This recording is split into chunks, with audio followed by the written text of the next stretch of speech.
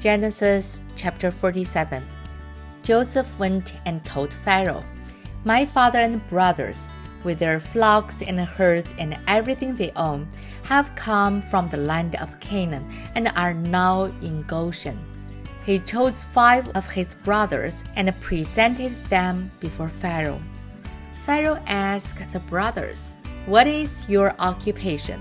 "Your servants are shepherds," they replied to Pharaoh, "just as our fathers were."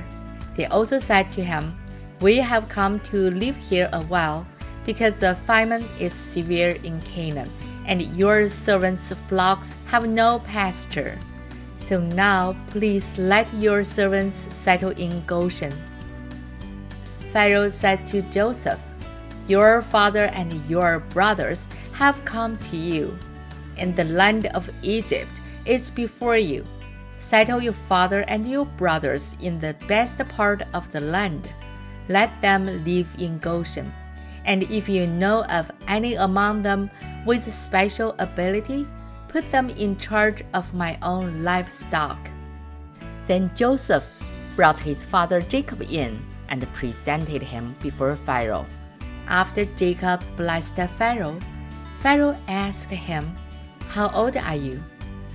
And Jacob said to Pharaoh, "The years of my pilgrimage are 130. My years have been few and difficult, and they do not equal the years of the pilgrimage of my fathers." Then Jacob blessed Pharaoh and went out from his presence. So Joseph settled his father and his brothers in Egypt and gave them property in the best part of the land, the district of Ramesses, as Pharaoh directed. Joseph also provided his father and his brothers and all his father's household with food, according to the number of their children. There was no food, however, in the whole region, because the famine was severe. Both Egypt and Canaan wasted away because of the famine. Joseph collected all the money that was to be found in Egypt and Canaan in payment for the grain they were buying, and he brought it to Pharaoh's palace. When the money of the people of Egypt and Canaan was gone, all Egypt came to Joseph and said, "Give us food. Why should we die before your eyes? Our money is used up." "Then bring your livestock," said Joseph. "I will sell you food in exchange for your livestock, since your money is gone." So they brought their livestock to Joseph, and he gave them food in exchange for their horses, their sheep and goats, their cattle and donkeys. And he brought them through that year with food in exchange for all their livestock. When that year was over, they came to him the following year and said, "We cannot hide from our Lord the fact that since our money is gone and our livestock belongs to you, there is nothing left for our Lord except our bodies and our land. Why should we perish before your eyes, we and our land as well? Buy us and our land in exchange for food. And we with our land will be in bondage to Pharaoh. Give us seed so that we may live and not die, and that the land may not become desolate." So Joseph bought all the land in Egypt for Pharaoh.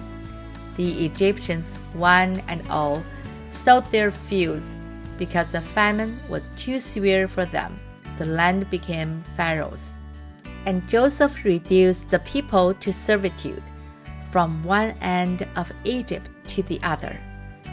However, he did not buy the land of the priests, because they received a regular allotment from Pharaoh and had food enough from the allotment Pharaoh gave them. That is why they did not sell their land. Joseph said to the people, "Now that I have bought you and your land today for Pharaoh, here is seed for you so you can plant the ground.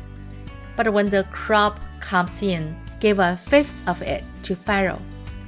The other 4/5 you may keep as seed for the fields and as food for yourselves and your households and your children. You have saved our lives, they said. May we find favor in the eyes of our Lord. We will be in bondage to Pharaoh. So Joseph established it as a law concerning land in Egypt, still in force today, that 1/5 of the produce belongs to Pharaoh. It was only the land of the priests that did not become Pharaoh's. Now the Israelites settled in Egypt in the region of Goshen. They acquired property there and were fruitful and increased greatly in number. Jacob lived in Egypt 17 years, and the years of his life were 147.